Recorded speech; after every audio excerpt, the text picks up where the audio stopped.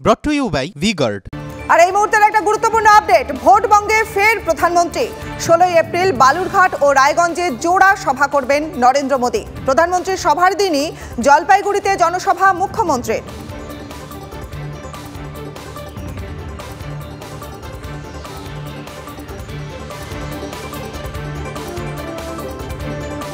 টিভি9 বাংলার খবরের জের, মালদায় অবৈধভাবে দখল হয়ে যাওয়া সরকারি খাস জমি পুনরুদ্ধার করে ফিরিয়ে দিল ভূমি এবং ভূমি সংস্কার দপ্তর। গত 2রা এপ্রিল এই জমির দখলদারি ঘিরেই রণক্ষেত্র হয়ে উঠেছিল পরিস্থিতি। সামাল দিতে লাঠিচার্জ করতে হয়েছিল পুলিশকে, পাল্টা পুলিশকে ঘেরাও করে রেখেছিল এলাকাবাসী। যাদের নামে পাট্টা ছিল তাদের জমি ফেরত দেওয়া হয়েছে, বাকি আইনি পদক্ষেপ হবে নির্বাচনের পর। আমাদের প্রতিনিধি সুব্রত রয়েছেন আমাদের সঙ্গে, সুব্রতর কাছ থেকে জেনে নেব বিস্তারিত। দেখো, গত 2রা এপ্রিল এই মালদার হরিশ্চন্দ্রপুরে সেখানে গাজন উৎসব হয়। সেই গাজন উৎসবে বড় মেলা হয়, চড়ক পুজো হয়। সেই জায়গায় একটি মন্দির রয়েছে এবং সেই মন্দির কমিটির আয়ত্তের মধ্যেই তাদেরই মানে নিয়ন্ত্রণ দিনে সেই জায়গাটা রয়েছে। সেই জায়গা মানে 18 বিঘা জমি, বিস্তীর্ণ জমি, এবং অন্য সময় সেখানকার যারা দারিদ্র্যসীমার নিচে রয়েছে তারা সেখানে চাষাবাদ করে সংসার চালায়। এবার এই জমি ওপর নজর পড়ে কয়েকজন দখলদারের, এবং তারা যতটুকু জানা যায় তারা তৃণমূলের কর্মী সমর্থক, এমনটাই অভিযোগ ওঠে গ্রামবাসীরা বলে। এবং তারা এসে সেই জায়গা দখল করে নেয়, তার অর্ধেকের বেশি অংশ দখল করে নেয়। শুধু তাই নয়, তারা গিয়ে ভূমি ও ভূমি সংস্কার দপ্তরে গিয়ে সেটার নিজেদের নামে রেকর্ড পর্যন্ত করে নেয়। এরপরেই গ্রামবাসীরা বিক্ষোভ শুরু করে। যেহেতু এখন গাজন উৎসব চলছে এবং সেইখানে পুজো হবে, তখন তারা সেই জমি যখন ছাড়তে চায় না, গ্রামবাসীদের মধ্যে সংঘর্ষ হয়। পুলিশ আসে, পুলিশকে ঘেরাও করে আটকে রাখে গ্রামবাসীরা, পুলিশের সঙ্গে ধস্তাধস্তি, পুলিশ লাঠিচার্জ করে, এরকম একটা সংঘর্ষের ঘটনা ঘটে। এই খবর সবার প্রথম টিভি9 বাংলা তুলে ধরে। শুধু তাই নয়, যে যা কী পরিস্থিতি রয়েছে সেই খবর আমরা তুলে ধরি। এরপরেই নড়েচড়ে বসে জেলা প্রশাসন এবং ভূমি ও ভূমি সংস্কার দপ্তরকে নির্দেশ দেওয়া হয় দ্রুত সেই ব্যবস্থা করতে হবে, জমি ফিরিয়ে দিতে হবে। এরপরে রেকর্ড চেঞ্জ করে ভূমি ও ভূমি সংস্কার দপ্তর, এবং চেঞ্জ করে যাদের নামে পাট্টা সে খাস জমি রয়েছে সে মন্দির কমিটির সঙ্গে থাকো, নজর রাখো।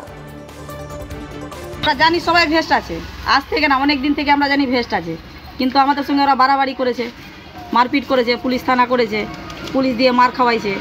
তো জায়গাতে অ্যাকচুয়ালি ভেস্ট, কিন্তু এরা মানতে চায় না। এখন মানতে চায় না, এখন বুঝুক। প্রশাসন বলছে ওটা ভেস্ট জায়গা। প্রশাসন বলছে ঠিক আছে, কিন্তু কথা হচ্ছে যে কোর্টের আগে কোনো কিছু নাই, কোর্ট যেটা বলবে সেটা আমি মেনে নেব। জমিটা ভেস্টল্যান্ড, ওটা আমরা ব্যাক করে দিয়েছি। ওটা হচ্ছে আগে যাদের নামে পাট্টা ছিল তাদের নামেই ব্যাক করা হয়েছে, এবং আমরা খুব তাড়াতাড়ি এখন ইলেকশন প্রসেস আছে, ইলেকশন প্রসেসের পরে সুমোটো অ্যানাউন্সমেন্ট কেস চালু করব। এটা নি, ওইটা ইনভার্টার এসি। আপনি তো গ্যাম্বলার, তাই না? গ্যাম্বলার? জুয়া খেলেন না? তুমি জুয়া খেলো? না, যা খুশি বলে যাচ্ছে। এত দামি আর ডেলিকেট এসি কিনে স্টেবিলাইজার যদি না নেন, সেটা জুয়া নয় তো কি মজাই। শুধু একটা ফ্লাকচুয়েশন আপনার ইনভার্টার এসির পার্টস ড্যামেজ করতে পারে। তাকে V-Guard দিয়ে সুরক্ষিত রাখুন। V-Guard, India's #1 stabilizer।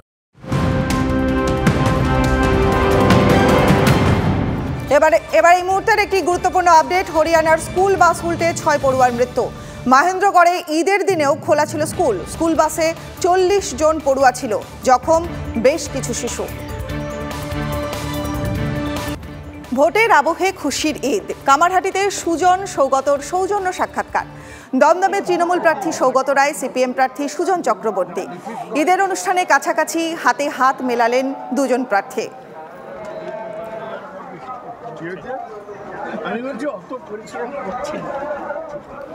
আমাদের প্রতিনিধি অনন্ত চট্টোপাধ্যায় রয়েছেন ফোনে আমাদের সঙ্গে।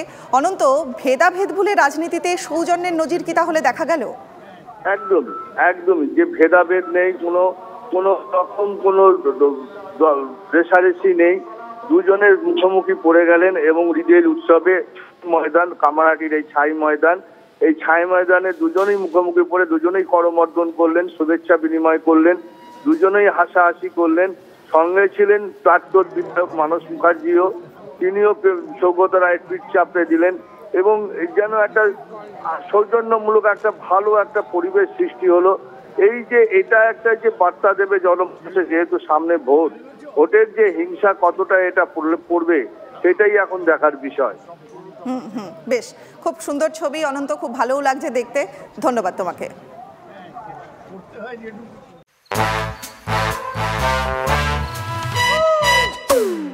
Come, come, my love, please don't say no, baby. Come, my love. ভি-গার্ডের air coolers extra large cooling pads সহ যা বড় বড় মহারথীকেও ঠান্ডা করে দেয়। V-Guard air coolers, long lasting cooling.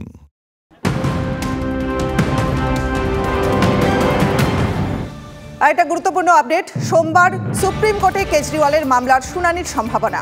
ইডির গ্রেপ্তারকে চ্যালেঞ্জ করে সুপ্রিম কোর্টে মামলা কেজরির। হাইকোর্টের নির্দেশকে চ্যালেঞ্জ করে সুপ্রিম কোর্টে যান কেজরিওয়াল।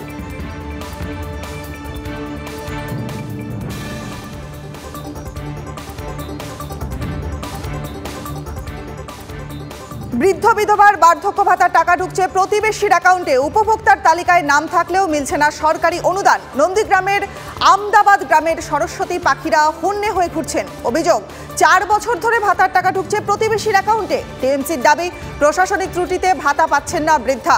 বিজেপির অভিযোগ, ঘটনার পিছনে রয়েছে শাসক দলের দুর্নীতি। বর্ধমান পূর্বের বিজেপি প্রার্থী অসীম সরকারের বিরুদ্ধে দলের অন্দরে ক্ষোভ। অসীম সরকারকে অবিলম্বে প্রার্থী পদ থেকে সরানোর দাবি, না সরানো হলে রাজনৈতিক বোমা ফাটানোর হুঁশিয়ারি। টিভি9 বাংলার খবরের জের, মালদায় অবৈধভাবে দখল হয়ে যাওয়া সরকারি খাস জমি পুনরুদ্ধার করে ফিরিয়ে দিল ভূমি ও ভূমি সংস্কার দপ্তর। গত 2রা এপ্রিল এই জমির দখলদারি ঘিরেই রণক্ষেত্র হয়ে উঠেছিল পরিস্থিতি। সামাল দিতে লাঠিচার্জ করতে হয়েছিল পুলিশকে। ভোটের মুখেও দুর্নীতির কাঁটায় বিদ্ধ তৃণমূল কংগ্রেস। মথুরাপুরের টিএমসি প্রার্থীর বিরুদ্ধে তছরূপের অভিযোগ বিজেপির। টিএমসি প্রার্থী বাপি হালদারের স্ত্রী শিলির বিরুদ্ধেও অভিযোগ। তছরূপের অভিযোগ, হাইকোর্টে মামলা বিজেপির পঞ্চায়েত প্রধানের। এজেন্সিকে দিয়ে অভিযোগের তদন্তের দাবি বিজেপি প্রার্থী Ashok পুরকায়েতের। Brought to you by V-Guard.